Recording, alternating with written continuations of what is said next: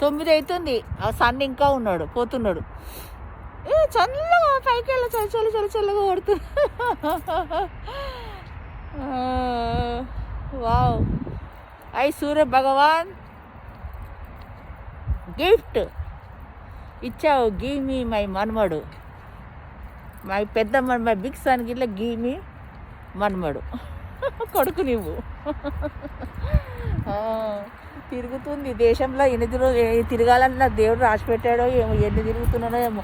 మళ్ళీ వస్తానని అనుకోలేదు, హఠాత్తుగా వచ్చేసా మాకు మన్మడు.